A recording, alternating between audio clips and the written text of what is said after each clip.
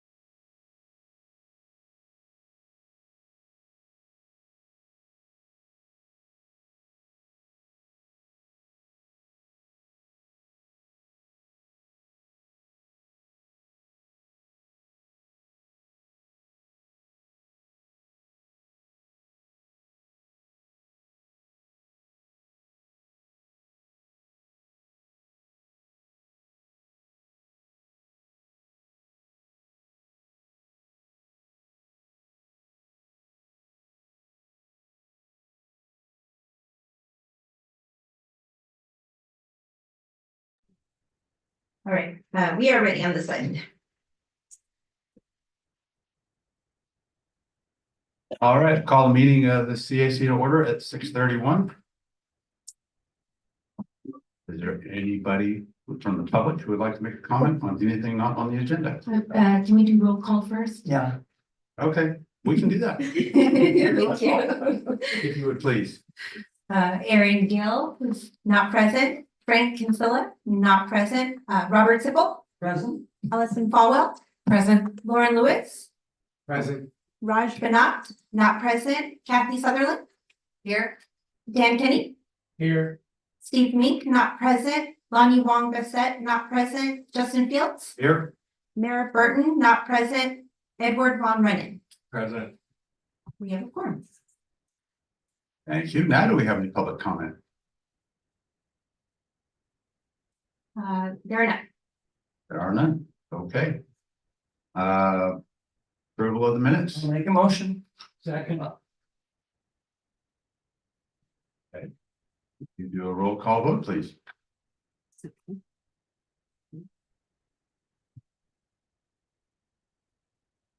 Robert Sippel, Here. And yes. Allison Falwell. Yes. Lauren Lewis, Abstain. Kathy Sutherland. Yes. Dan Kenny, Yes. Justin Fields, Yes. Ed Von Rennen. Abstain since I wasn't here.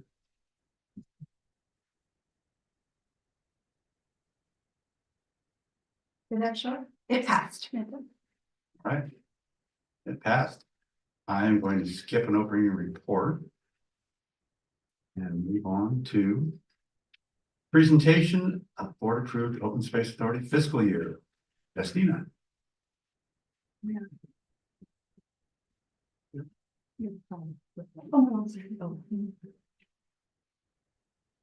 Ready?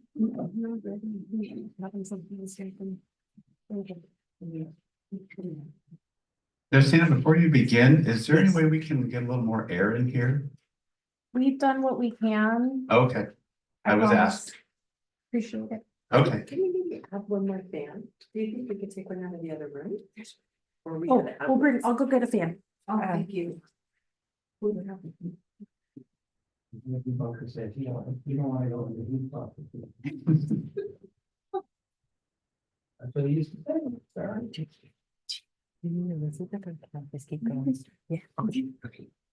Good evening, CAC members, Justina Teen, Fiscal Services Officer, and I also have with me tonight, Lee Rauscher, Assistant General Manager as well.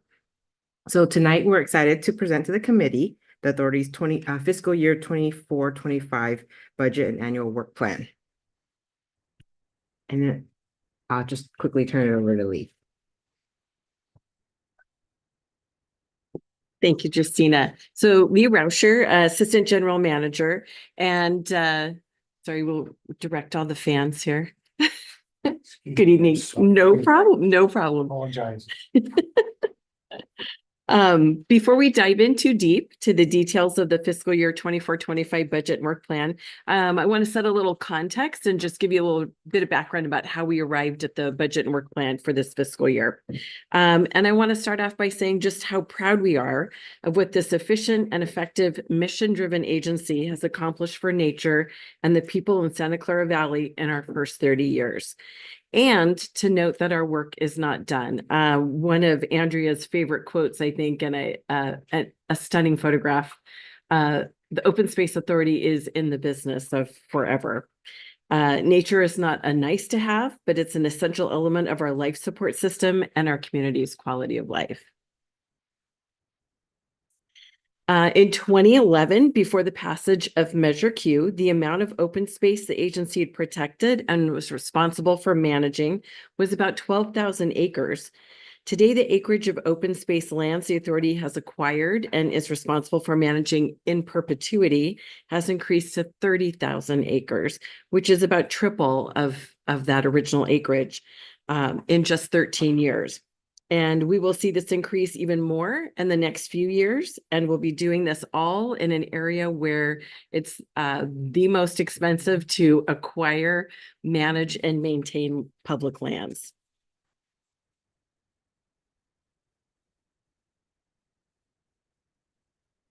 So as the committee knows, but we'll get a refresher here in a couple of minutes from Justina, the Open Space Authority's revenues are principally derived from District 1, a $12 annual benefit assessment, and a voter-approved annual parcel tax of $24.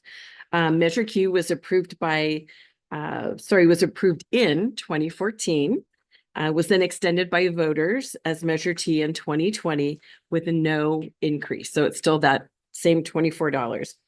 Together, they bring in about $12 million a year, which is that relatively straight green line that you see on the graphic there. So unlike our sister agencies with revenue streams such as property and sales tax that can generate increased revenue over time, the authority's current revenue streams have remained flat and have not and will not increase even as the acreage we are responsible for managing has significantly increased. So maintaining the momentum of conservation is paramount. We'll continue to build on the authority's track record of successfully leveraging its modest local tax revenues of $12 million. Just feels like $12 some days, but it's really 12 million. And other partnership contributions at a ratio of 1 to 3. So for every dollar that we spend on certain projects and acquisitions, we bring in 3 to 4 outside dollars. And this is all for acquisition of open space, farmland, habitat restoration, construction of public trails and access facilities, and other climate resilience projects. The authority will continue to focus on providing excellent visitor services and experiences at our open space preserves and provide well-managed and steward open space lands, trails, water resources, wildlife habitat, and public access facilities. Even with our past success and track record of securing outside funding to augment our modest tax revenues, the authority projects it will need additional funding in the next several years beyond our current base tax revenues to maintain and sustain our current level of service. I think you're going to hear a little bit more about that in Mark's presentation following this one. So, knowing all of that and knowing that all government agencies are facing challenging fiscal times in a post-COVID-19 era and a shifting economic environment, even as some economic indicators are beginning to show improvement, we took a very prudent approach to budgeting and spending for fiscal year 24-25, primarily deferring larger capital projects, prioritizing those that have committed significant outside funding from federal and state grant programs and foundations, and reducing operational costs in a large part by not filling current staff vacancies. And my last slide here, as a result of some very rigorous, and I mean rigorous, outside analysis and planning by staff, cutting costs where we could, leveraging outside funding, staff drafted a budget of $18.7 million, which, as you can see, compared to the previous 2 fiscal years, that's an 18% reduction over the prior fiscal year that we just wrapped at the end of June, and 24% smaller than 2 fiscal years ago. Without any further ado, I'm going to turn it back to Justina so she can walk you through that $18.7 million.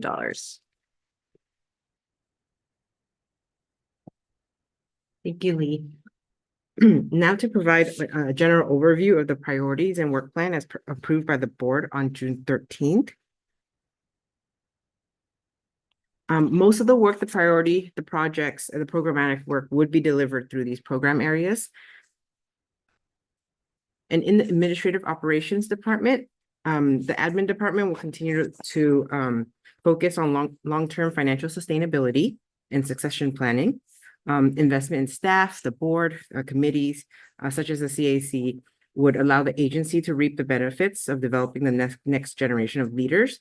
And this includes working with admin staff to implement a recruiting strategy to fill vacant positions, which aligns with the CAC's work plan objective 2 as well as 7. And then in communications and media. That's a newly renamed department from formerly public affairs. To assist with the recruitment strategy, one way would be to get the messaging out there. And we would seek the committee support to help staff kind of share our story with the public through public engagement, sharing content through social media, participating in the joint board and Lucy meetings, lands use and stewardship committee meetings, which aligns with objective 4 of the committee's work plan.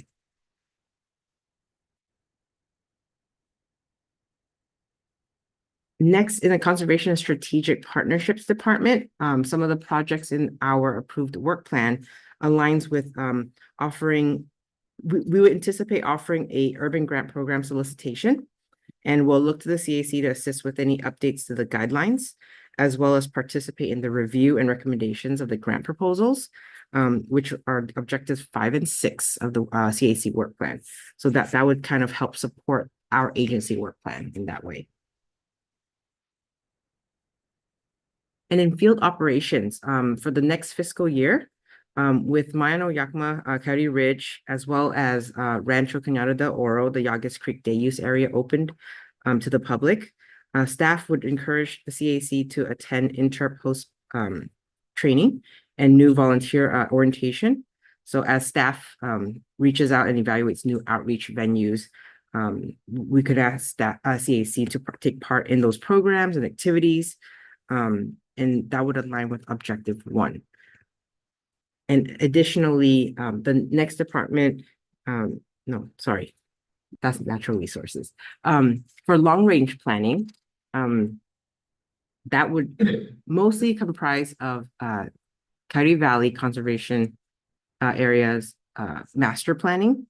A lot of the work that's associated with that department's projects, we would seek support from CAC, considering that the existing conditions report was recently published, and we would kind of have the committee participate in community engagement efforts for CB Camp, which would align with objective 3 of your work plan.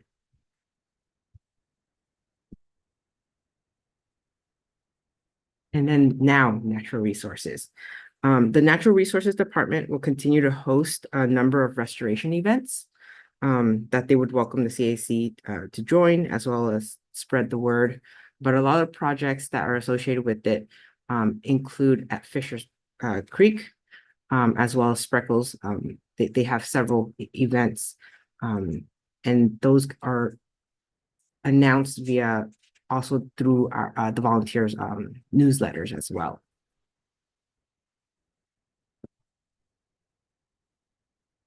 And then finally, the last department, some of the work that they'll be continuing into the next fiscal year, again, includes opening or continuing the process for the Coyote Valley Open Space Preserve public access, the ADA related improvements, as well as starting to kick off the Rancho Cañada del Oro backcountry trails.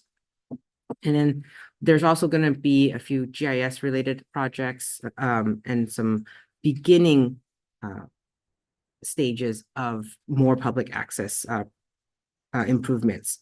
But again, staff would seek input and support on community engagement efforts for capital projects, which would align with objective 3 of the CAC work plan.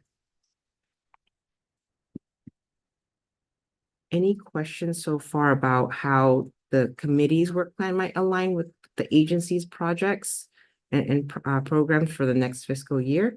Otherwise, I could kind of go into all this work. How do we plan to support the delivery of it? I had a question. Yes. How one of the, like Tilton Ranch, Mhm. and what that entails, but I don't know if you want to address that now or have somebody else address that later. I can attempt in terms of the scope of work, or Yeah, exactly. Like what are they, what is the plan there? Yeah, the long-term plan as far as, I see it has trail easement on there, and so actually that's what the then plan. what does it have to do with county parks? Sure. That I will try my best, considering that the project manager is not here. Okay. But for next fiscal year, the scope of work for that project, again, we don't have quite the end product yet of what we plan to do. That is actually what we plan to do next year, is start to think about what can be done at Tilton Ranch. And the funding agreement, again, might be where we're looking towards seeking partnership with them and see how much they would contribute to, because that would then help us plan to how the magnitude of the scope, like how big can we go, or how scaled back would it be? And that's as much as I would know. If any of the assistant general managers might to chime in. Yeah, I can help a little bit with that too. So, and I don't have all the details either, but to my understanding, the place where County Parks fits into that is for the larger Tilton Ranch that currently the Valley Habitat Agency owns. We at some point would expect to receive a conservation easement on that property. And, perhaps help manage it, but not necessarily. But the county has a floating trail easement through that property. And so we want to work with them to identify where that trail is located and how it relates to the conservation easement, which one is subordinate to the other. What would it align with? As far as, well, if the county has a trail through it, what is it gonna link to? Well, on the north side to the Coyote Valley Open Space Preserve, Right. and on the south side to the Tilton Ranch Complex, which is where the farmhouse is, ranch house. And that's property that we own, so separate planning has to be done for that Tilton Ranch Complex and also a trail identified through there, because it's very possible, the planning has to be done, but it's possible that there'd be a staging area at the Tilton Ranch Complex property. But, as that gets going, we'll definitely want to, have an early discussion here with the CAC and then certainly get your and other folks' inputs on the process. Does that answer your question? Go ahead, Lauren, and then Aaron. Pardon me, I did notice in the budget slide, there was a modest decline year over year from 24 to 25 in salaries and benefits. Which from a finance perspective, I'm going to applaud any year over year decrease in budget. But seems a little hard to imagine in this place at this time. So could you speak a little on that? And I also have a second thing. In terms of management jurisdiction, I sit on a similar committee with the Santa Clara Valley Water District. And recently they did a presentation on their environmental efforts and included all of the various lands that they manage in various partnerships with the Open Space Authority, but in several or at least a few cases where they specifically manage the land, where I think that's our business, not their business. I understand there's certain financial obligations, financing things that dictate who is responsible for the land versus who manages the land and all those things, but given our position with respect to budget, do we have any opportunities to grab more of that land and manage more of the land where the water district is managed? That's going to be. Okay, first one related to salaries and benefits, I will actually defer to Elizabeth. Good evening, CAC members. Elizabeth Loretto, Administrative Operations Manager. We have seen savings by, as Lee actually shared in those earlier slides, some strategic decisions to not fill certain positions over time. In the current upcoming fiscal year, we will be intentionally leaving vacant a deputy clerk of the board, one senior open space planner position, and one open space technician 2 position.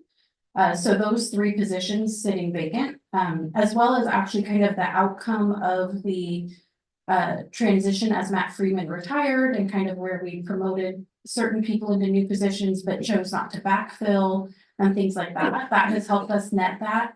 And then specifically on the benefits side, our health benefits are seeing increases, but our primary health benefits are, but our medical and or dental and vision have actually seen decreases in the last couple of years. And so we've had a little bit of a trend downward. Those are not a huge portion of our overall benefit costs, but it still impacts. So. Thank you. And then the second, the latter question. That does Mark have anything to say? Yeah, I can give that one a shot. With Valley Water Lands specifically. And through the chair, my understanding is we have ongoing discussions with Valley Water about, joint conservation goals, especially around water conservation, flood risk reduction, et cetera. And also about trail connections, but to my knowledge, Valley Water hasn't been willing to give up rights on lands, let alone ownership. But that's just a very high level understanding. I don't know, Lee, if you have more detail on that. I just wanted to add too that if the thought was by managing additional lands, it would be a source of revenue for us. Okay, I was gonna say, because we're not permitted to make a profit off of it, we would only break even taking on that land, but it is an individual negotiation with each, with each partner. Aaron, Just a quick definition question, backcountry trails, for Rancho del Oro, what does that define? Is that longer trails or overnight trails, or what do you guys define? I can stand corrected, Mark, but as the numbers person, all I understood from it is like, yes, more camping, overnight. And then also the goal to connect to the Bay Area Ridge, is that kind of what I understand as well? Yeah, so through the chair, when we talk about the Rancho Quindío del Oro backcountry trails, like Justina was saying, there are a number of different aspects here, but part of it is eventually setting it up for some overnight backcountry campsites, probably very primitive campsites. But in the beginning, it's really going to be trail connections through that part of the Blair Ranch that currently doesn't have unfettered public access.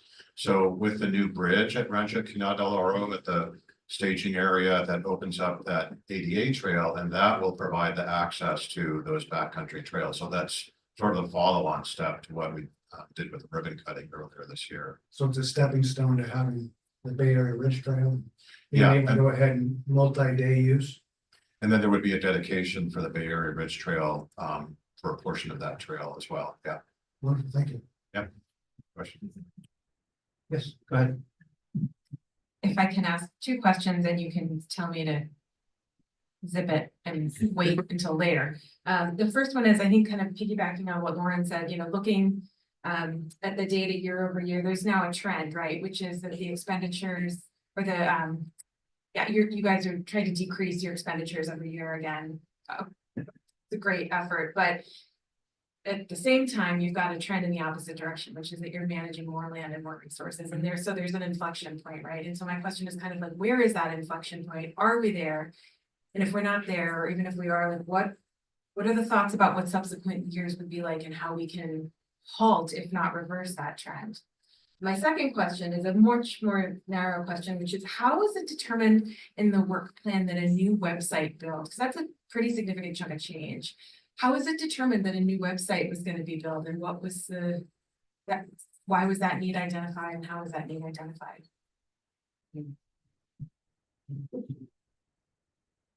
Okay. Yeah, through the chair. So two questions. I can start with the first one just briefly. Yeah. And to your first question about, we're owning and managing more acres over time. And more of them are close to urban centers, which means even more management costs very often. And then the income streams are flat over time. So there will be an inflection point. Part of what was done in service of this budget is a longer range forecast, and I'll leave it to Justina and Lee to talk about that. But if you'll hang on for the next agenda item, that we'll talk a little bit more about the potential for an upcoming revenue measure, which is what we will at some point need, because there is going to be that inflection point there. And then to the second question, the website. So I start thinking about ballot measure and everything else fades away. So There was, actually since early 2023, there was a study done. It was called a user experience audit, or it's shortened as a UX audit. That had focus groups look at our website and determine how the usability of the website and what people see as potential barriers to finding information that they're looking for. And a number of issues were identified that we really wanted to address. And then that was in combination with the current vendor that we've been using for the platform we're on, our website is on. That vendor is no longer going to be maintaining that platform. And so because of that, we're forced into a new platform anyway. And so we thought we would combine the two and create a new website. And then went through the RFP process to hire a vendor, and currently about halfway through that process for this year.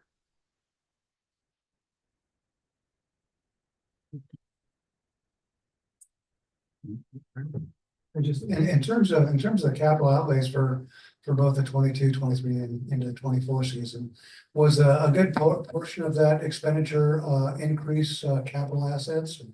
How does that break down in terms of the rise of the budget for those areas? Ooh, you're testing my memory now. Yes, so capital expenses do increase our capital assets on our balance sheet.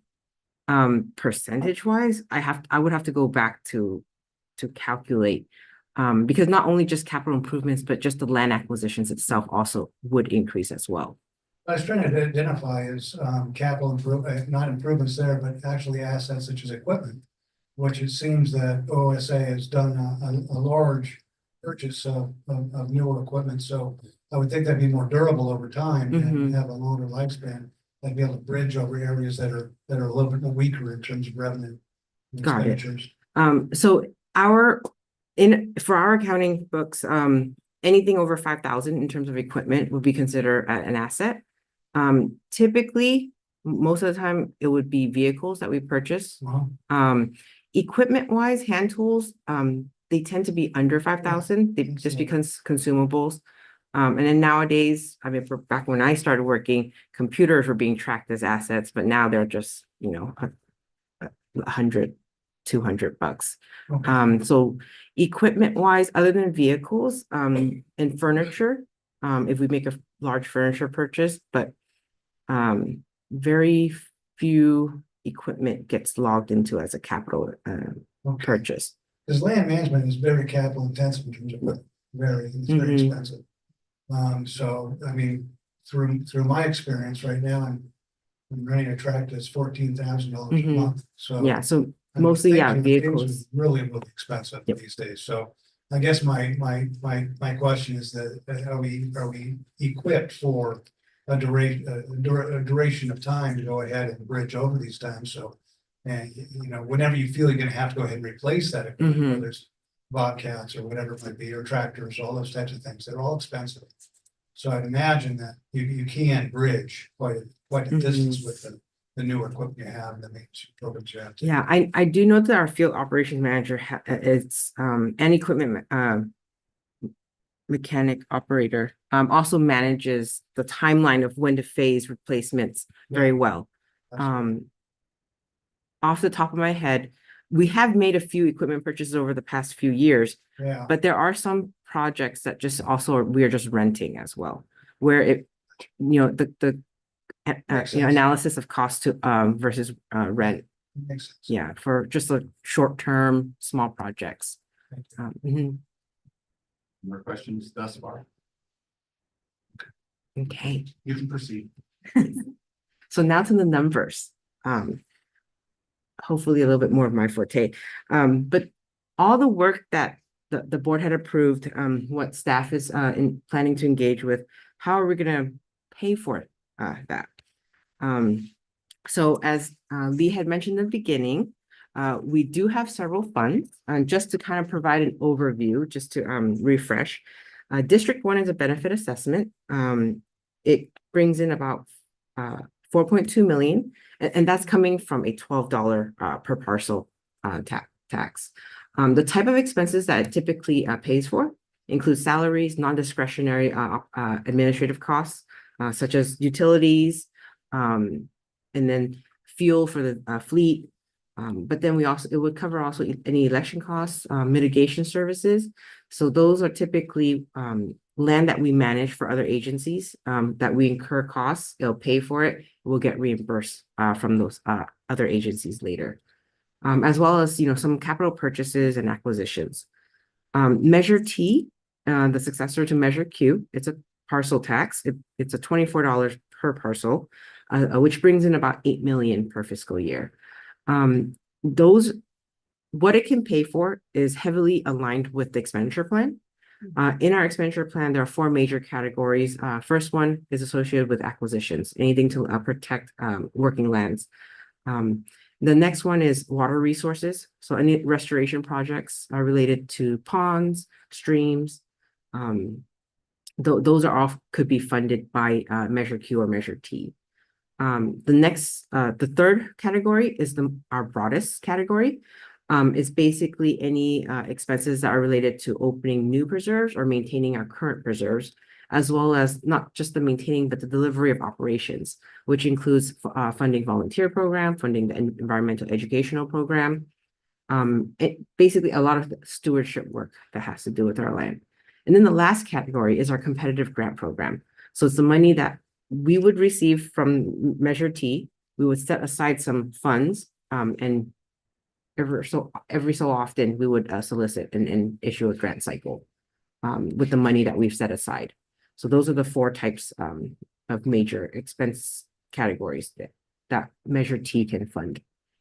And then our reserve, it's kind of our rainy day fund. It does not replenish. It was money that was left over from a previous assessment that was discontinued. But it can cover election costs, other capital improvements, and as well as acquisitions. It's because it's an unrestricted fund, we definitely keep it close, to our, well, I wouldn't say close to our heart, but yes, it's something to that effect. But we take very good, care of making sure that we preserve that capital. We currently are investing it, and it's per the investment policy. And it's, as a government agency, we're only permitted to invest in certain securities such as bonds. And so right now in this current market, it is doing a decent amount of work for us, using our money to make money, quote unquote. And then the last type of fund is what Lee had mentioned about our outside funding. Those are grants. Grants are the most restricted. It literally is for a specific project that we would have applied for. So the only way it could pay for the expenses is if the grant budget had allowed it, as when we applied for the grant. And so we also do, track that separately, because we cannot commingle the funds in the grants that each grantor would award to us. And so those are the type of money that we track and what pays for our expenses. And so kind of a high level of our budget that was approved. Of that 18.7 million, this is the breakout in terms of different type of expenditures. Salaries and benefits does make a big chunk, the election costs as the other. But a lot of the non-discretionary operating expenses, there's also department projects that aren't capital projects are also included. And I would say, again, because capital investments are the heaviest, it takes up quite a bit of our budget as well, about a quarter of. And with that, this concludes our presentation of the approved work plan and how it aligns with the CAC's work plan. So hopefully the committee will find it helpful to kind of understand the board's priorities and how it connects with your work. Any other additional questions? Do the preserves increase, and if so, how, would be one question. And just super napkin calculation, if our fiscal year revenue for the parcel tax is 8 million and it's about 24. I rounded up to 25. That means there's 320,000 parcels. Does that sound like my math is about right? And how does that increase? Okay. Sorry, the preserve increase, do you mean by acreage, the cost of maintaining it? I'm sorry. The money in Uh-huh. the preserve account, the unrestricted. Oh, reserve. Reserve. Sorry, Do we yes. add- How do we add money? We do not add money to it. That reserve fund does not. So we actually, because we actually, so actually kind of rolling back, just terminology. The reserve here is a pronoun, kind of like it's a name of the fund. In each of the individual funds that I had mentioned, kind of going back, in District 1, any unspent revenues rolls over to the next fiscal year, and that's what we deem as carryover. So in a way, District 1 kind of has their own. Yeah, we just, because in order to avoid confusion, we name it carryover. So then, we bring in the 4.2, if our expenses are below that, it kind of carries over in next year, it starts building up. So each fund does have its cumulative balance that's been built up over the previous years. The reserve fund is a whole different fund that does not replenish. There's no incoming revenues to that fund. Does that? Yeah. Mhm. Okay. Yeah, the only one that has money coming in is District 1 and Measure T. Because when I see like election costs, we have elections all the time. So if there's election savings every 4 years, does that dump in that was the Mhm. line of thing. Yeah, got it. Seems like. Yeah. Okay, thank you. Yeah, and similarly, Measure Q is being tracked separately, and it's been money where there's still carryover left in Measure Q, even though we no longer receive money from Measure Q, it's been replaced by Measure T. Yeah, and then, sorry, the second question, I forgot now. My admittedly. Oh, yeah, wrong, but 300 estimated parcels, Math yes. has 320,000 parcels. Do we get more parcels? Okay, just that, it seems like that number should be somewhat dynamic, but not wildly dynamic. Yeah, How does that work? It does change from year to year, but it is really, really small. And it basically just it depends on basically what's available in terms of whether parcels get split and becomes more parcel or new development comes up. So that's how it increases. But again, that's why it lends itself to our relatively flat revenue line. Just in the reserve allocation of the general fund, then, is there sub funds on that? Yes. Okay. Um, What is a valuation of your reserves? so our reserve fund is actually kind of segmented in 3 subgroups. Okay. One is, it was a requirement through the Land Trust Alliance, and which we've kept on, is having a conservation stewardship fund for agricultural lands, and there's 300,000 in there. There is another one where the sub fund is a capital reserve, and that's left for capital improvements and acquisitions. That's approximately 1.5 million in there. The remainder is our operational reserve, and that is our rainy day fund, as in to cover any operational expenses should we run out of carryover from District 1 or Measure T. And that currently is put in a portfolio that's being invested. Sure. Yeah, and that is approximately the market value right now, I think 14.7, if I remember correctly. 14.7. Million, yes. Okay, thank you. Mhm. Listen, who do we apply to and receive grants from? Ooh, so at the state level, some examples that I can think of, we have. Oh, the only issue is because I know acronyms. Yeah, the State Coastal Conservancy, WCB is. Water Conservation Board, maybe? Yeah, Water Conservation Board is also a state one. The Fish and Wildlife. The Department of Fish and Wildlife, we also have some private foundations. Bonneville, Or bidding work on. yeah, we had previous grants from there. Bonneville Environmental, Bonneville Environmental Fund, NIF with National Fish and Wildlife Fund. If I may, yeah, there's. Yeah, a so long there's list of quite a list. Sources of those extra Yeah. funds. If you're interested, we can get you a complete list. But, No, I don't really know this. I was just curious. So if you just monitor what specific projects might qualify and who would be offering a grant for that. For that type of project, right? And then, we'll do an assessment of what funding is needed, what funding we may have available for it, and then whether we go out for a grant request. Interesting, great. Thank you. Yeah, and in general, I can mention, we tend to leverage our funds for projects like that, acquisition projects about 3 to 1, 3 times as much external funding as what we use. Yeah, I was aware of that. Yeah. That's great. Definitely a point to boast about to the public. Yeah. Questions? Yeah, that's about it. Okay, Yes, good. thank you. Want to catch you off. Thank you, Justina. Mhm.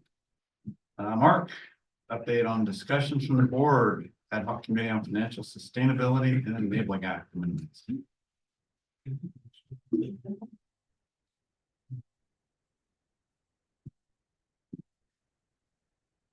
Good evening, CAC members.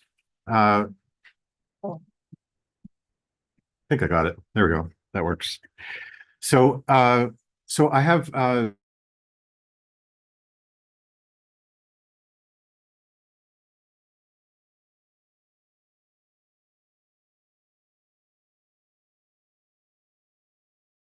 available now I can provide you with, but wanted to give you an update on where we are with both of these items.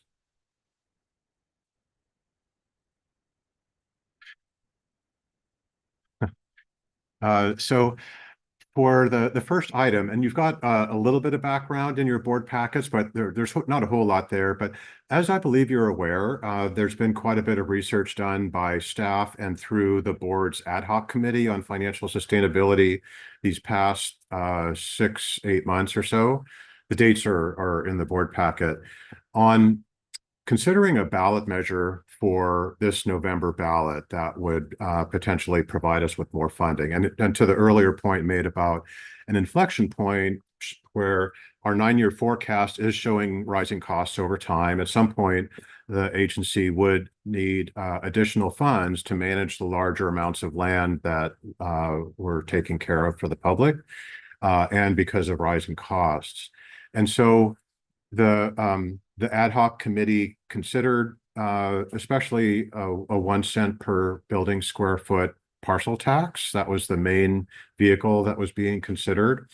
And there were quite a bit of analyses done to determine the tax level, what sort of ballot question would be formulated. There was some polling done, as I had mentioned in a previous meeting, by an outside partner, and the polling showed fairly positive response, but would have required assistance from one of these constitutional amendments that would have, and is actually going to be on the November ballot, that lowers the voter threshold from 2/3 to 55%. So ACA 1, which stands for Assembly Constitutional Amendment 1, would have lowered that voter threshold for public infrastructure that would be presented to voters in the form of a bond measure or a special tax. And so that would have applied to our measure, which would have been that special tax.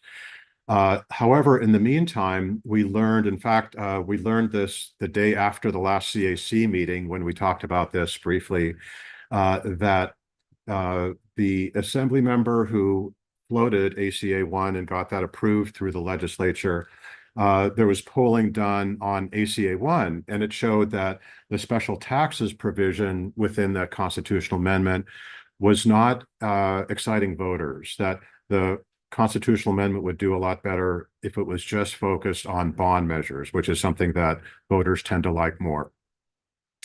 I can go into explanation of why that is, but the point being here that it forced the assembly member, the author of ACA 1, to create a new constitutional amendment to replace ACA 1 that would focus only on bond measures, because they felt they needed that in order to pass it in November. And there were a lot of measures throughout the state of California relying on that 55% threshold. There's a housing bond in the Bay Area that you may be aware of, a $20 billion bond that's on the November ballot that needs that 55%. And so with the removal of the special taxes provision, that was no longer then applying to our measure for this year. And so the ad hoc committee decided not to move forward this year. So in the meantime, we would do continuous exploration for a potential funding measure in 2026. So potentially the primary, which in 2026, a non-presidential year, would be in June. And continuing to revise, our revenue projections for that time. Staff are working on a revision to the expenditure plan and that 9-year forecast that Justine and Lee were talking about earlier, to see how much is needed, what that would translate to for a tax rate, and then what that might look like on a ballot measure in 2026.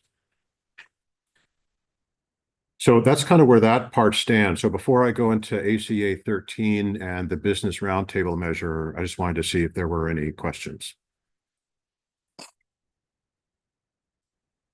So just to clarify for my own mind there, so the measure that's going before in November is going to be a bond measure instead of a tax measure that can be passed by 55% instead of 2/3? Yeah, through the chair, that's correct. So, and it specifies what type of infrastructure bond measures qualify, and there are certain restrictions with how the money can be used.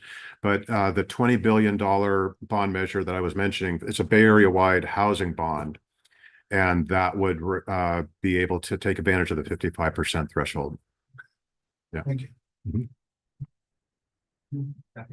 But Mark, just to be clear, the Open Space Authority is not putting forward a bond measure, That's right. correct? Yeah, that's why. I'm sorry if I didn't make that clear. The tax measure, a parcel tax that we were considering for the November ballot, would have taken advantage of the special tax provision in ACA 1, but that's what was removed. And a bond measure is for capital expenditures only. And so that would benefit us to some degree, but really what we need are operations and maintenance funds to continue to manage those lands over time. And so that's really what we need, not the bond money. All right, so then with that, I'll continue. So I think we'd also mentioned in previous meetings about the business roundtable measure. This is also known by proponents as the Taxpayer Protection Act, and that would have raised the threshold for voting on anything related to fees and taxes, including citizens initiatives, which is when, citizens do a signature gathering effort and put a measure on the ballot. It would have raised all of those to a 2/3 threshold, even for the state legislature. And so there was quite a bit of opposition. Our board approved a resolution to oppose that measure. And just last month, the California Supreme Court threw that out. So it will not be on the November ballot.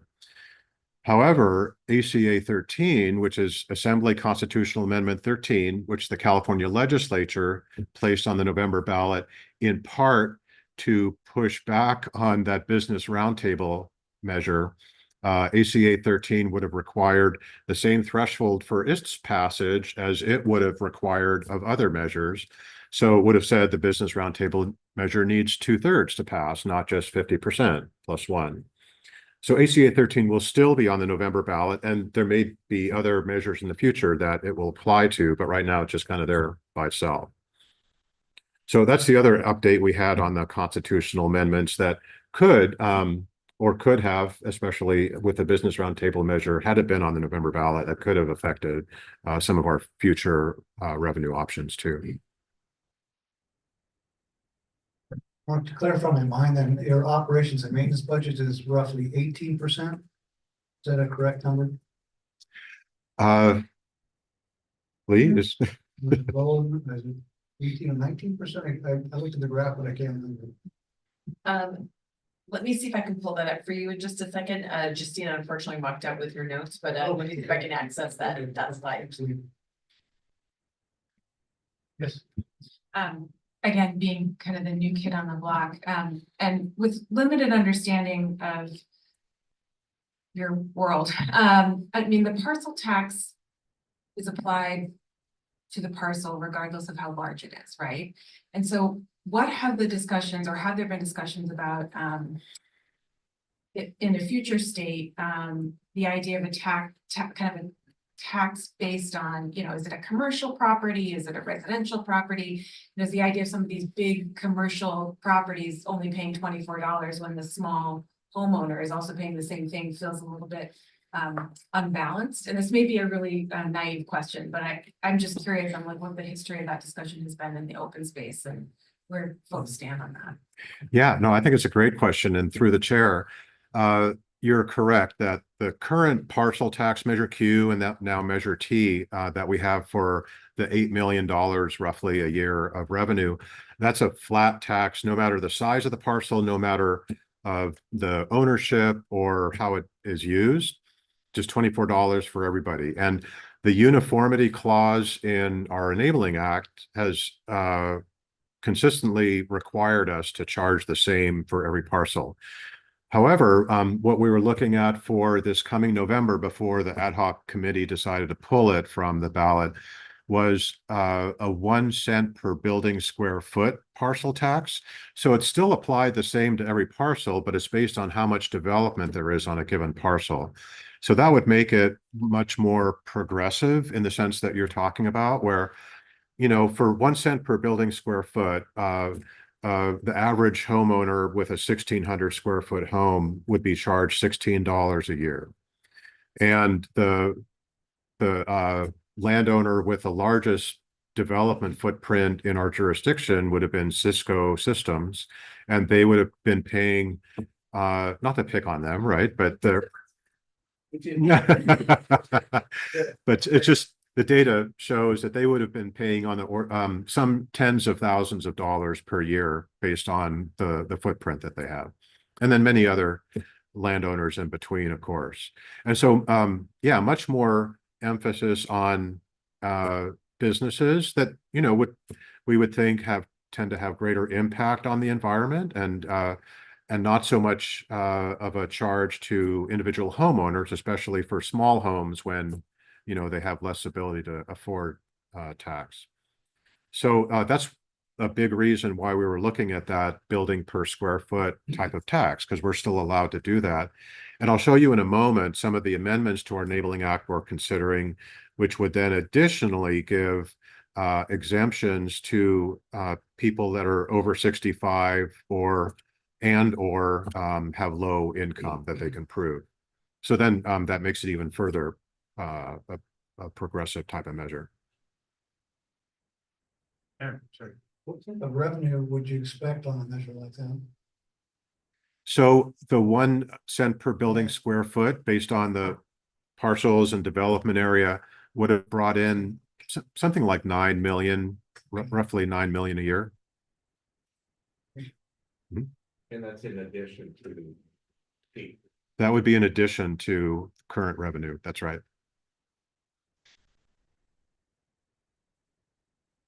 All right, so then let me go on with the other slides here. So now I'm going to be transitioning into the Enabling Act legislation that's currently going through the legislature to amend some elements of our Enabling Act. And we've talked about this before, but there have been amendments to the legislation that amends our Enabling Act. I just want to do everything I can to confuse you, so I try to use the language that does that best. So the initial amendments that our board approved back in October included the ability for us to protect land through land acquisition in the Diablo Range only from willing sellers. The general manager expenditure authority, increasing that from $25,000 to $50,000. And then adding the ability to create community facilities districts, also known as Mello-Roos districts, which are often used for development of a specific geography and to provide for lighting and schools, and not so much schools, but lighting and other utilities. So since that time, as the legislation has moved forward, there have been a couple of changes made. The first one is because some statewide labor groups were poised to oppose our legislation because they didn't like the increase in expenditure authority, which we applied uniformly to everything. But they especially didn't like that for construction and maintenance contracts because labor groups want the maximum ability for different firms to bid on those contracts. So the agreement reached with those groups and with the author's office, Assemblymember Calra, were that we would only raise the construction and maintenance contract level for the amount that the board was able to approve, but not the level at which the bidding starts. So the bidding would be would have to take place anywhere above 25,000 like it currently is. So that wouldn't change. But the general manager could still approve those contracts once the bids were received and the lowest one was accepted. Those could be received and approved by the general manager up to $50,000. For all other types of contracts, like for equipment, like if we buy a new vehicle or if we have a contract with a service provider, like to provide these financial analyses that we've been doing, those would go up to $50,000 like was originally intended. I have a chart that shows all that to explain it a little bit. It's a little bit confusing, but what it was a compromise solution that satisfied the labor representatives so that we didn't increase the level at which the bidding starts for those construction contracts. And then the other change that I noted before is to allow us to provide senior and low income exemptions. So a little bit more information about those. So this is pretty much what I had stated before. So construction maintenance contracts above 25,000 have to go out to bid, just like they do now.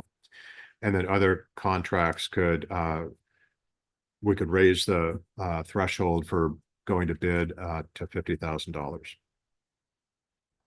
And then here's the lovely chart that describes it all. If you ever want to dig into that, I'm happy to. It's in the presentation, so you're welcome to take a look at it more closely there. And then the other part, as I mentioned, was for senior and low income exemptions, and these are the specific categories that somebody would qualify for that age or low income level.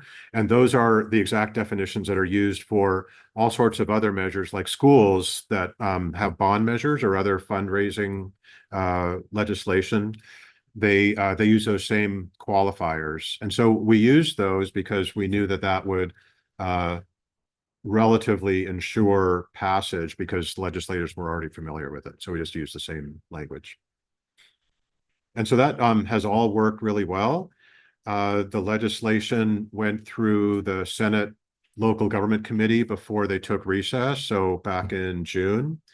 And when the legislature comes back in August, it'll go to the Senate floor. And so far, it's sailed through pretty well. So we expect passage on the Senate floor, and then hopefully the governor signs by beginning of October. So that's what I have. And happy to answer any other questions. Mark, in your contracts and things of that nature, are there any restrictions or requirements based upon the people submitting bids for contractual obligations with OSA? Yeah, there are quite a few restrictions. I can't name them all. Like prevailing wage? Yeah. Like that? Prevailing wage, definitely, yeah.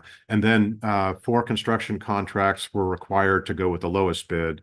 Whereas with service contracts, we can go with the least responsible or the most responsible bidder. which doesn't necessarily mean the lowest bid. Lowest qualified. Yeah. I know, that's what I started to say. Yeah. Me a bit more information about a Melrose district and how it operates and what it is. Yeah. So Melrose District is just, it's easiest for me to explain by an example. So say a new development takes place, there are 1 or 2 large parcels that a developer owns and wants to subdivide and build homes. And so they would, because they're the sole owner of those parcels, they can be the voter that decides to create a Melrose district and tax the future owners of all those subdivided parcels a certain amount every year to pay for lighting and other and parks in a new subdivision.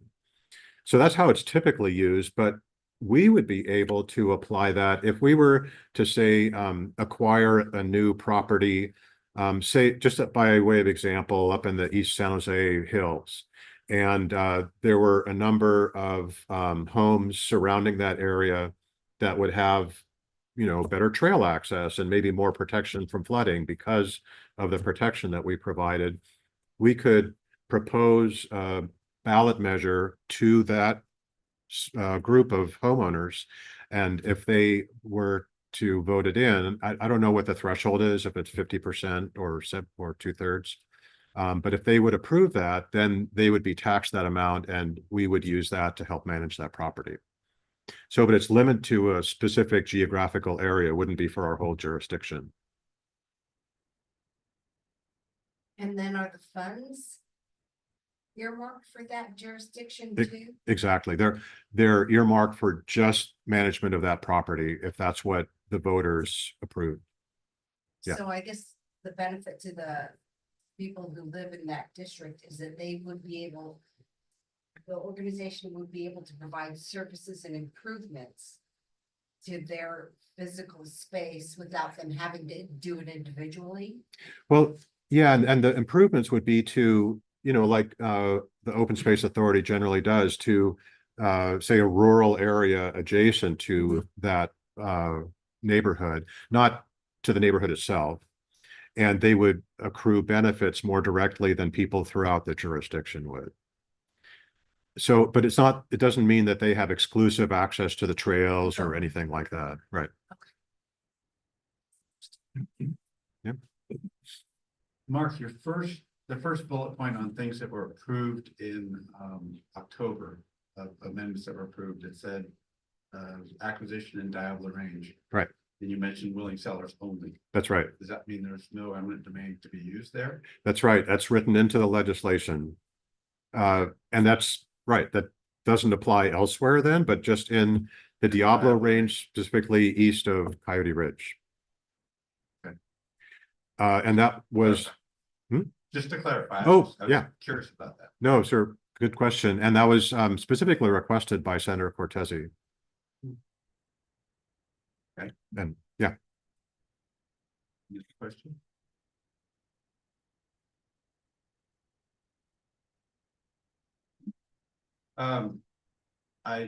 Do we have anybody from the public listening and participating?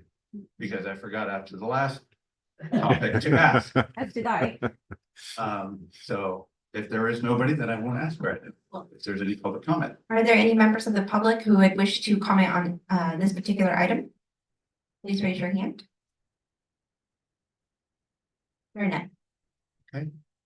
Thank you, Mark. Thank you. Caroline, the rest is up to you, apparently. You get the next 3 items. Update on current Citizens Advisory Committee recruitment efforts.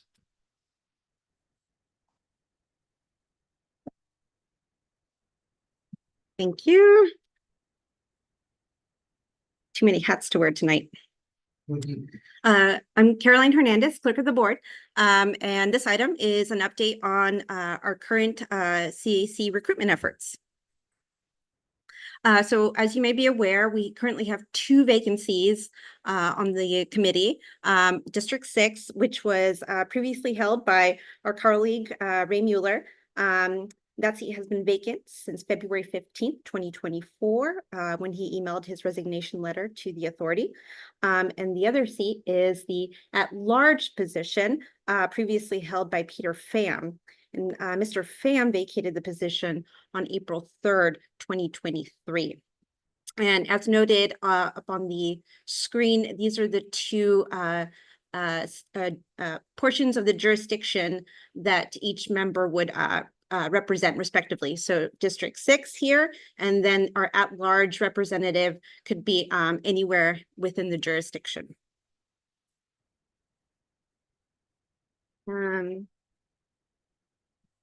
So once we received those notice of resignations, the authority publicly posted the vacancies at the authority office on our posting board, on our website, on the CAC committees page, and at our open space preserves through flyers posted up on the boards in the staging area.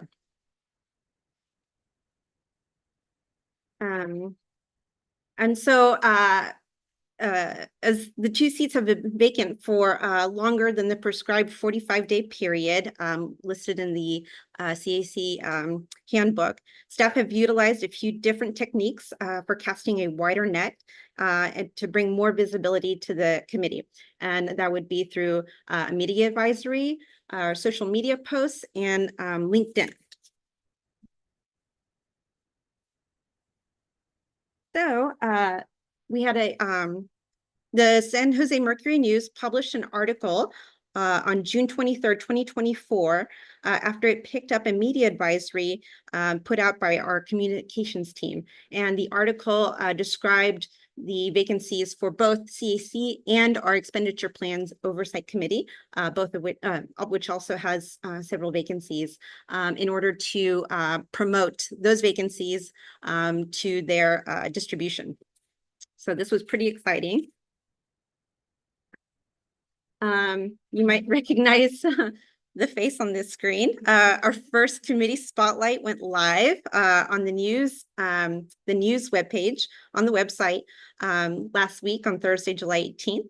CAC members were asked to fill out a 5-question survey on their personal connection to nature and the importance of being part of the community, and the importance of being a community representative, and highlights of being on the CAC. And if you haven't filled that out yet, please feel free to go ahead and do so, and we'll we'll continue rolling these out as they come in. And the more points of view that we have from our current members, the better. Can you resend that out? Absolutely. Because I'm sure, like myself, maybe have skipped over it. Yeah. And it gets read and then it disappears. Right. It drops below the. Yes, I understand how that goes.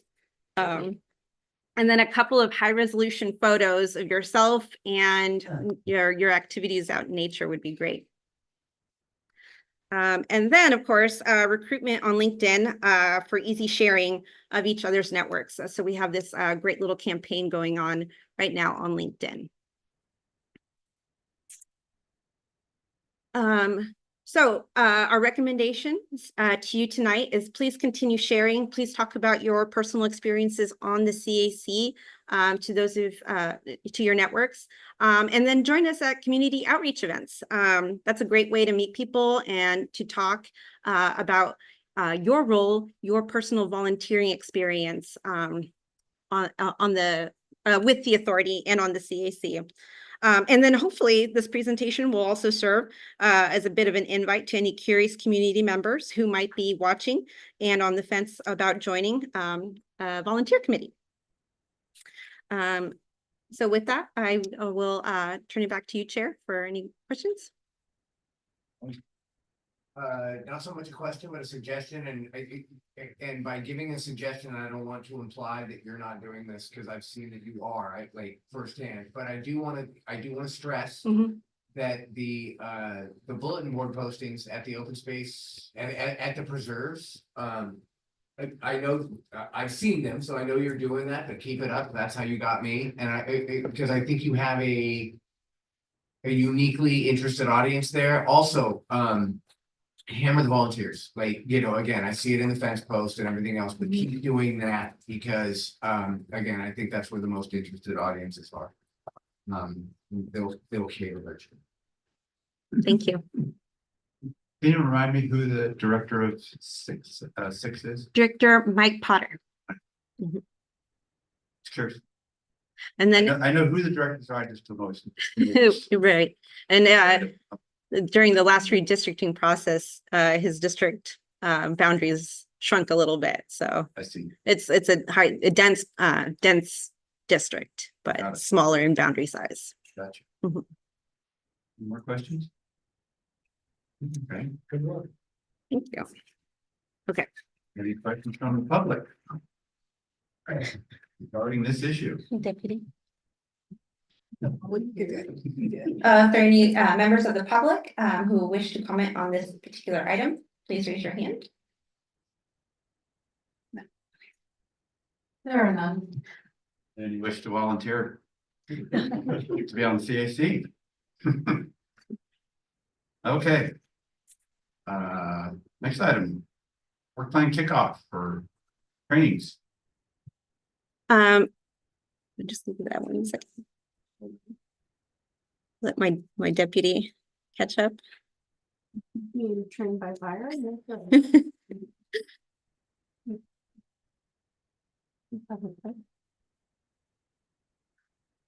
Okay. As you heard Justina explain, oh no, I'm sorry, this is a different work plan. So on June 27th, the Board of Directors approved the 24-25 CAC work plan, a copy of which has been included in your packet tonight for your reference.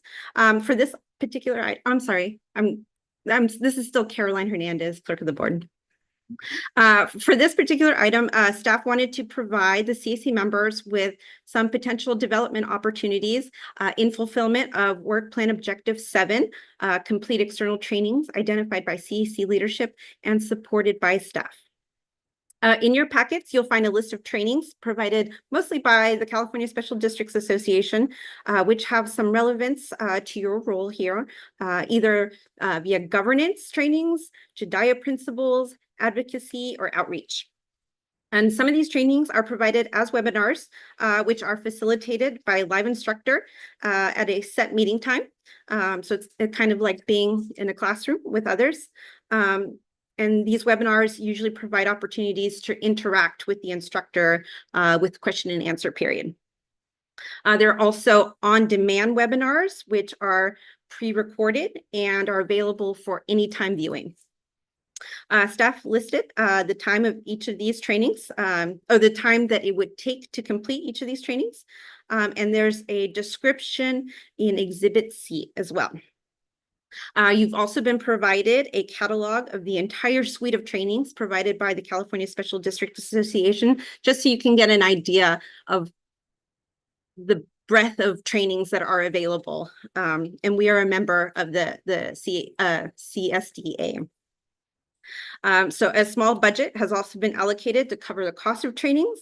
And if members are interested, you are asked to send your request to the chair and the vice chair, listing the training you would like to attend, and then please CC me. And once the chair and the vice chair approve the request, staff can complete the registration process and share details with you. And then, of course, this, just to mention, the CAC handbook states that the chair and vice chair do have priority for the training budget, and any remaining funds thereafter can be used by other committee members. So is there any questions regarding those? And you don't have to come up with any trainings now. Please take a look at those. You know, think about it, think how it fits in your schedule, and then we can go from there. Kathy, you have a question. And it's more of a clarification of maybe even a statement, because I wanted some trainings for the CAC. Yes. I wasn't thinking of these trainings. I was thinking more relative to the organization. If anybody has to take AB 1, 2, 3, 4, it's 2 hours, it's mine. A lot of these I have to take because of my work, but I was looking for more trainings about specific to the organization and the work it does here and how to be better advocates to the public, as a CAC member. I'm wondering if we can get some of those. Yeah, I can do a little bit more research. We do, because staff are constantly taking trainings, we do have access to other organizations that provide leadership and skills trainings that I can look Well, into. I kind of wasn't thinking that way. I was thinking, well, I know you all have volunteer orientation, Oh, yes. but I don't know if everybody here has done volunteer orientation. And if I did, it was so long ago, I have forgotten. And so that's the type of. Got it, got it. Refresher. Yeah, Okay. yeah. Or if there's a new training that's happened over the past so many years that you provide the public, I think it would be helpful for me personally to get into CAC member. Absolutely. Oh, I'm sorry, through the chair. Yes. Absolutely. Our volunteer and education team do provide those on an ongoing basis. So it would just be a matter of getting the schedule and sharing it. Yes. That's all I was gonna add is like, again, a lot of the outreach and the training associated with the outreach is publicized through that, the fence post, and we've probably, if you've gotten numb to the fence post by now, I understand, but it is there. It is there. Keep an eye out for the outreach opportunities, and there's always associated outreach training, outreach onboarding, and that stuff is accessible to us all the time. I Yeah. agree, but I was wondering if we could have it at one of our CAC meetings rather than. Well, that's for, All works that way. you don't decide that I necessarily want that, right? So. That's true. So if we decided that was something we should put on the agenda, but I don't know. So since I got the mic, I for one would advocate us all doing that on our own time rather than using it. Okay.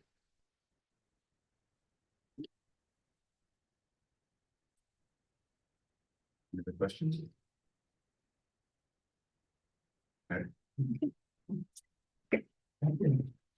Okay. Now I can. Any public comment? You should just say everything. Anybody, Here, Joe, that's all. anybody on Zoom have a comment, you may raise your hand. There are none. Thank you. Mhm. Okay. And now we have Caroline Hernandez. She's gonna talk about our start time, and if we want to keep it at 6:30 or what we want to do. Thank you. Sorry, did I steal your? Sorry. Caroline Go ahead. Hernandez, clerk of the board. Yes, essentially, I'm just here to initiate discussion on the start term of the CAC. Just a little bit of background context. The January 22nd meeting, the CAC members voted to hold a 3-meeting trial period of meetings starting at 6:30, and then decide either to revert back to 7 o'clock or continue on at the 6:30 start time. And today's meeting does conclude the trial period. So staff are, myself and us are requesting direction from the CAC on how they would like to proceed. And then I'll turn it over to you, Chair.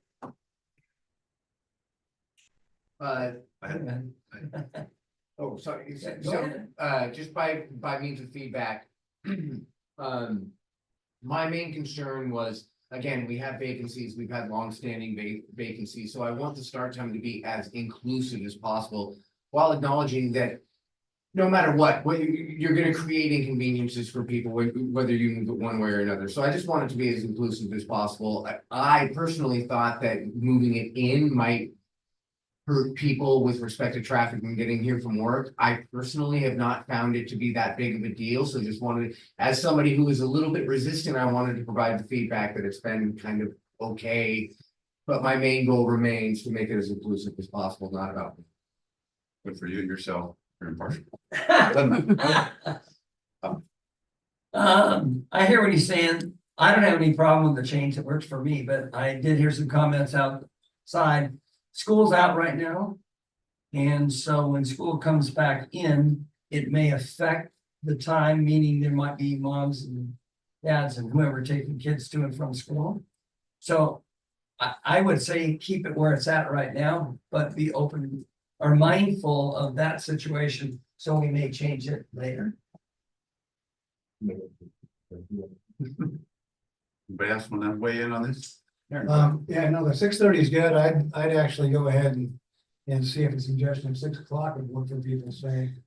I understand Lauren's comments and I respect them completely, so, but 6 o'clock would be fine for me, so I'll just raise that as a possibility in terms of the larger scope of this. With respect, 6 o'clock is not feasible for, at least for me. I would have to probably resign. Because that I commute all the way from Palo Alto, and it's just not realistic for me to get here.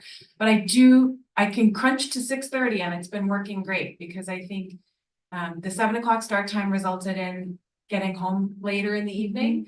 I appreciate the opportunity to get home a little bit earlier in the evening, and so it's worth it for me to get here earlier on the front end. I like 6:30. I'd vote to keep it there if it works for others and others agree. Yes. Well, since we know that we can change it at any time. Now. I'll make a motion to. Keep it at 6:30 going forward. In the future, if someone wants to bring it up again, we can. Second. I would like to offer a friendly amendment to the motion that for now we extend it to September. Let the school schedule kick in and then revisit in September. I would offer that as a friendly amendment.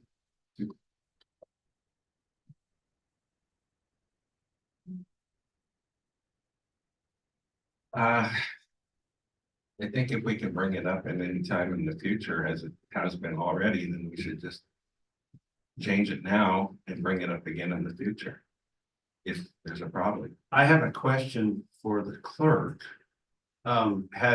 Based on our attendance, has it gone fluctuated up or down? Do we have fewer people? I mean, we barely have a quorum tonight. Were we better off at 7? That's getting more people here? A great question. I didn't think to prepare the attendance numbers prior to this, but anecdotally, I think we were having a pretty good attendance rate. It has been, At 6:30. yes. Okay. And just in general, it has been, it hasn't, I haven't had to track down members in the same way as before this, but 6:30 seems to be working. I only remember one person talking about it being a big issue, as a young lady who sat over there. I don't know if this would be amendment or just agreeing with this gentleman here. Why don't we set it for 6:30 with an open mind that if in the future that becomes a problem, we then decide to change it? Was that what you're? I take this as a rejection of my friendly amendment, which is just fine. I think we should vote on the motion as it stands. You're retracting your amendment. Okay. So then I guess I would be a second to you then, is that? Already seconded. Okay. We're done. Yeah, since it can be brought up anytime again in the future and changed now that we know we can do that ourselves and it's not a bylaw issue, then. It can be addressed at any time in the future. Yeah, so if we get further down the line and we decide that we want to change it back, we can do it. My only, in my defense, is I was thinking there's only like 7 or 8 people right here, so it might be good to bring it up again in case there's a different audience, but low risk, low reward. I'm fine to proceed.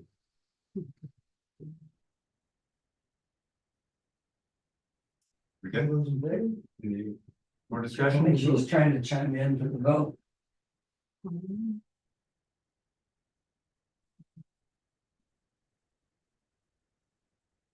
All right, So can you read the amendment Okay. or the motion, please? a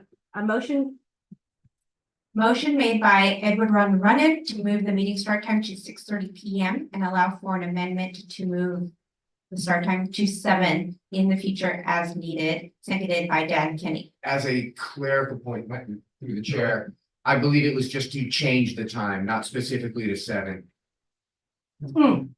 Okay. Because he would move it to 6 if he could. That wasn't me. Well, that was, okay.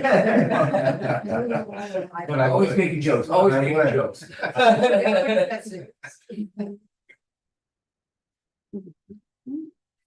And allow for an amendment to change the time in the future as needed. So now, is this gonna mean this is gonna be considered a special meeting until further notice, or 6:30 is the regular time?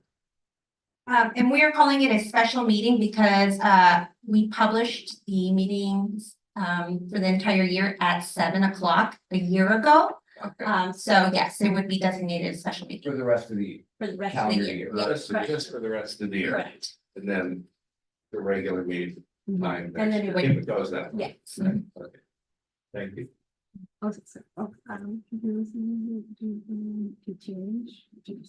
To change the time.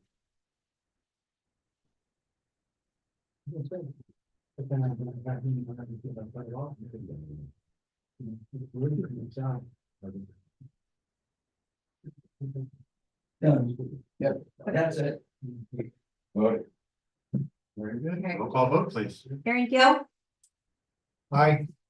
Robert Sippel, Aye. Allison Paula, I, Lauren Lewis, Aye.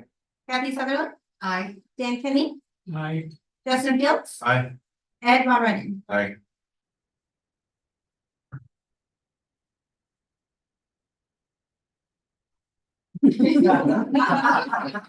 Just trying to wake everybody up. that's all. Don't worry, don't worry. Thank you, Carol. Information report, board liaison.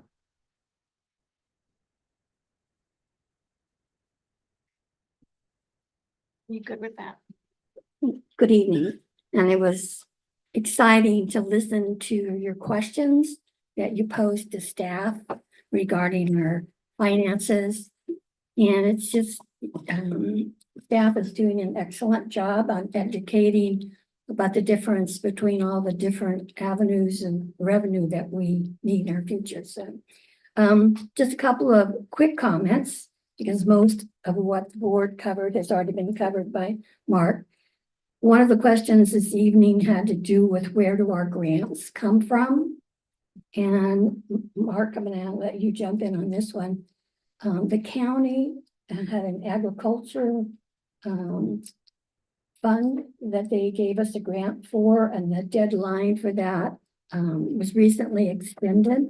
So our agency's been able to work with other agencies when we do have grants, that if things are in the works, but we need more time, we can be able to get extensions. And so that agricultural conservation easement extension also allowed that the easements could be purchased fee simple, or they could be just conservation. So that was pretty exciting news to be able to hold on to the dollars to keep our work. The work plan that you've all adopted got presented to the board.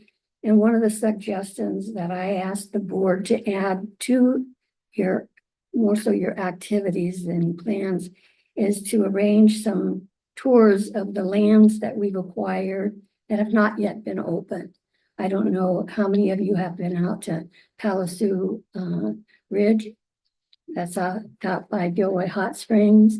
There's the Doan property that's back on Kenyatta Road. I believe is the name of the road. So there's a couple of parcels that we acquired long ago that we have not been able to open for one reason or another. Palazzo, it's because the creek will be probably still full of water with the amount of rain that we just had. And the crossing, we're waiting for access for a low flow crossing someday to be able to actually do something there. And that was, those of you who knew Kitty Monahan, that was her cry to OSA constantly was, when are you gonna do Palazzo? So I'd like for all of you to see it so you can carry on that. When are we gonna have the capital to improve Is Palazzo? Kitty Monahan Memorial Bridge gonna be completed? Yes. Is that it? Yeah, that's completed, right. And I believe everything else, the two other things is that in August, Greenbelt is going to be honoring a San Jose planner for their work in open space preservation. And then also on August the 16th, we have the Coyote Master Plan Open House event in Morgan Hill. And so if you want an up-to-date presentation of what they've been able to determine with the studies and what the next steps are, that'd be a great opportunity. So that's it. So thank you. And again, just listening to your comments tonight, it just really shows that you're dedicated and interested in what else, not only what's happening now at OSA, but looking at its future. Thank Any you. questions for Carnetta? Well, we have her. No? Okay. Comment? Yeah, go ahead. No, just thank you for all that. And the idea about Halosu is great, especially if it was something the kitty was pushing for. If we could go out there and see it, we could Mhm. keep pushing for her. Yeah, that's good. I mean, it's a beautiful piece of property. It's, but it's another bridge project. Another, you have one in Almaden, right? Yeah, well, it doesn't have to carry cars like the one in Wilmington. Oh, So like in Rancho Pinata del Oro, it'd be more like it. And then whether or not the span of it, where you put it and how long it. oh, good. Right.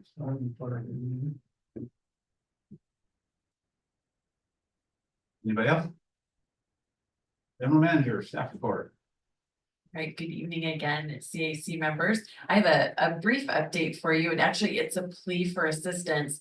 And if I can quote Gavin Comstock, it's your opportunity to be a superhero, no pressure.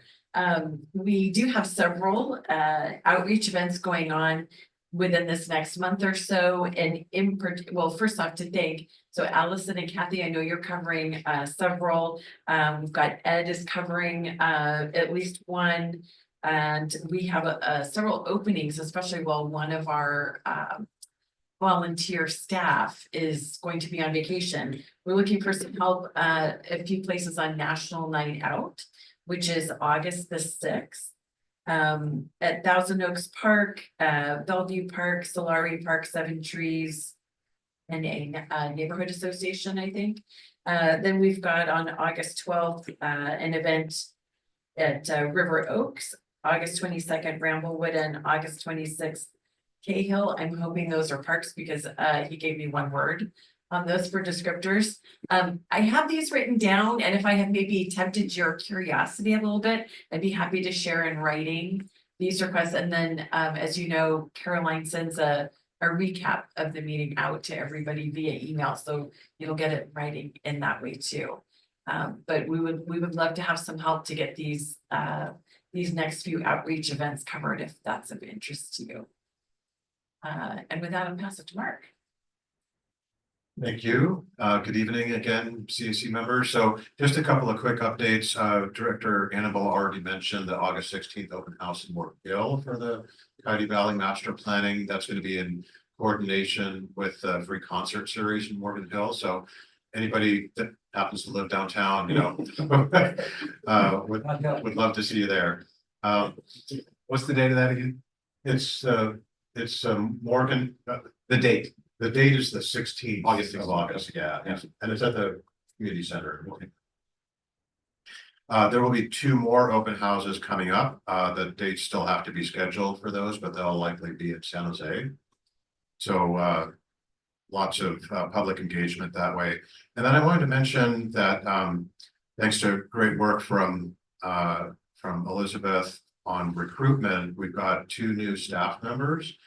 Avery Cruz started just a couple of weeks ago. She's our new communications coordinator, and she comes to us from the healthcare world, which is of course very applicable to what we do here. She was marketing and communications coordinator at Momentum for Health, organization that works with county health department.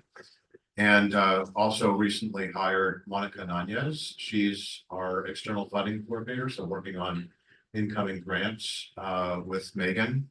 And she comes to us from the Silicon Valley Bike Coalition and also City of San Jose.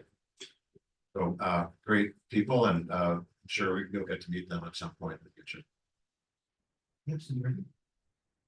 Questions? Comments? I write down the 16th one. Committee members. Any CSA members want to discuss any community engagement or volunteer events they have participated in? Let's just start over here with Kathy and we'll just go around that way. Thank you for sending Kat to Orchard City Indivisible. It's an organization that's kind of surrounding the Campbell area. What was really interesting is that when she went there and asked who knew of the Open Space Authority, I would say 80% of the people raised their hands. So that was a really good feeling to be among people who are active in their community and then also know of the Open Space Authority. And then, and Kat gave a great presentation. The other thing was passing out, I was at a booth over the Rose, White, and Blue Parade. And I was also able to pass out information for the Open Space Authority. And people there took the information and they said, oh, wow, this is really great. And I go there. So it feels like a lot of places, there's the organization's known and appreciated. And so that was just really nice to go out and hear that back specifically at different events. Yeah. If I may, I just wanted to comment on, really appreciate Kathy, you referring us to Orchard City Indivisible. I think that's a great model for, you know, any of the connections that any of you have on the CAC to a community group. And if, like we were talking about before, even if you don't want to give a presentation yourself necessarily, connect us and someone from staff will go there, but that's a really good way to spread the word. More of an ask, but I do think it's somewhat topical with the change in moving time or meeting time and the recruitment. You do so much for us, so I hate to ask, but I would love a calendar invite for these meetings, like something that I can click yes and it lands on my calendar. I'm all about accountability. It's all my fault. I missed the last meeting, but I would love a calendar invite. Because it does kind of rule my world, so. Anybody else? No. All right, subcommittee reports, any?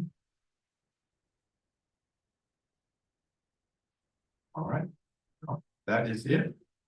I will adjourn the meeting at 8:08.